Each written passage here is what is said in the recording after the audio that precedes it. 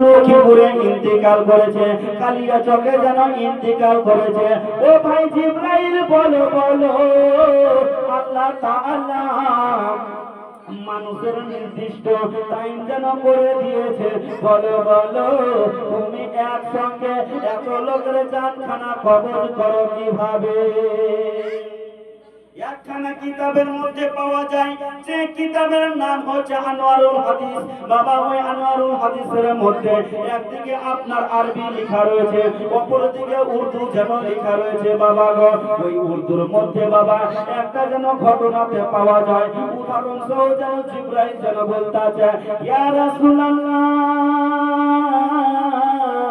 ইয়া হাবিবাল্লাহ, নবী গো, আপনি তো আমার ব্যাপারে আপনি সমস্ত কিছু জানেন। ইয়া রাসূলুল্লাহ, ইয়া হাবিবাল্লাহ, নবী গো, আমি কেমন করে জানখানা কবজ করি, তবু আপনি যেন শুনতে চেয়েছেন। জিবরাইল বলো বলো, আমি যেন তবু শুনতে চেয়েছি। আমার দিনের নবী মুস্তাফাকে বলতে আছে, জিবরাইল বলতে আছে, ইয়া রাসূলুল্লাহ, আমি যখন মানুষের জানখানা ইন্তিকাল করি গো, তখন আমি আর সে আজ থেকে জানখানা কবজ করে নেই। সিদরাতুল মুনতাহা থেকে জানখানা কবজ করে নি। কেমন করে বাবা? যেমন আমি আপনি যখন ভাত খাই না, তো ভাত তো এতটুকু থাকে নাকি, আর থালা থাকে একটা, তো থালার মধ্যে যখন ভাত দিবেন, কিছু লোক আছে বলেন তো ভাই, এক লোক না তো কতটা ভাত উঠাবে? অনেকটা উঠাবে না? অনেকটা উঠাবে। তো জিবরাইল ফেরেশতা উদাহরণ দিচ্ছে, ইয়া রাসূলুল্লাহ, আল্লাহ তাআলা আমাকে এতটা ক্ষমতা দিয়েছে, গোটা পৃথিবীটাকে আমাকে থালি রূপে দিয়ে দিয়েছে। জোরে বলুন, কি দিয়েছে? খালি রূপে দিয়েছে। আর যতগুলো জান কবজ করা হয়, যতগুলো রূহ রয়েছে, এইগুলো দানা রূপে আমি দেখি। যখন জানখানা কবজ করতে হয়, আমি জিবরাইল, আমি ইসরাইল ফেরেশতা শুধু হাতখানা বাড়িয়ে দিই, হাতখানাকে এই মতো করে বাড়িয়ে দিয়ে আমি জানখানাকে কবজ করে নিই। জোরে বলুন, জানখানাকে কবজ করে নিই।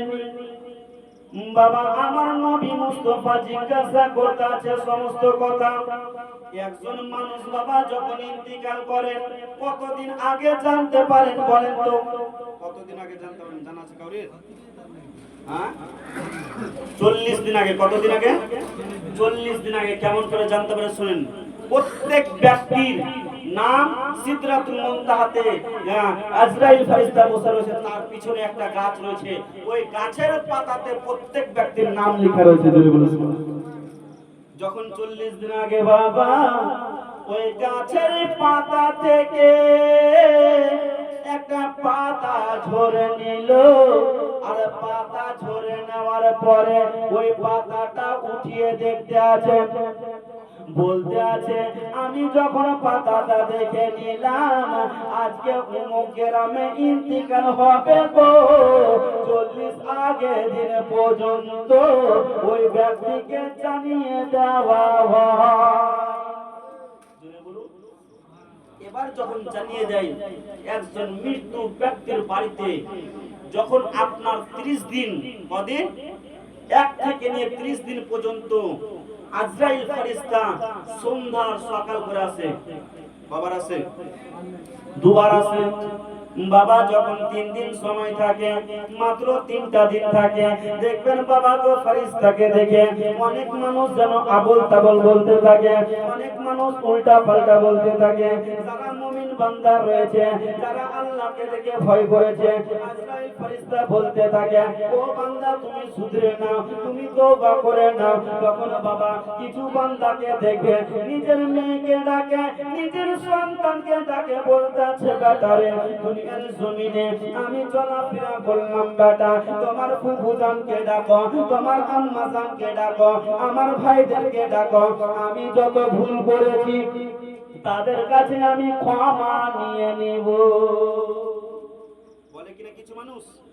দেখবেন মৃত্যুর কিছুদিন আগে মানুষটা বলতে থাকে যে আমি ভুল করেছি, ক্ষমা, আমার এত বিঘা সম্পত্তি রয়েছে, আমি ভাগ ভাগ করে আমি দিয়ে দেবো।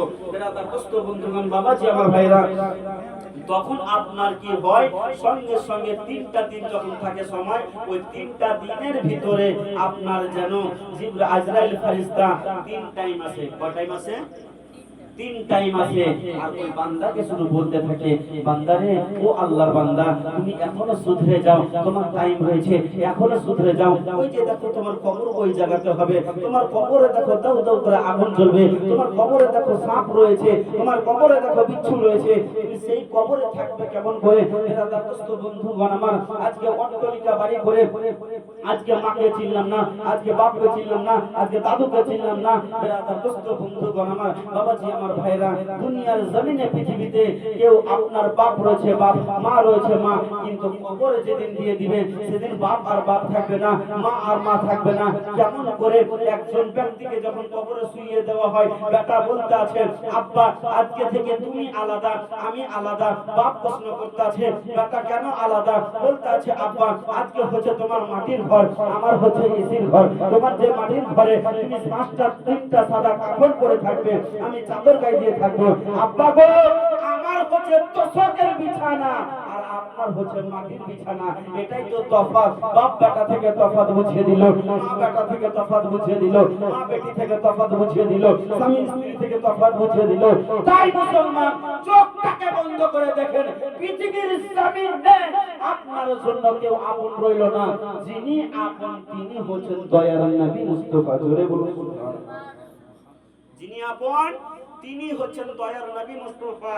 যারা নবীকে ভালোবাসতে পারলো না, যতই নামাজ পড়ুক না কেন নামাজ কোনো কাজে আসবে না, নামাজ কোনো কাজে আসবে না।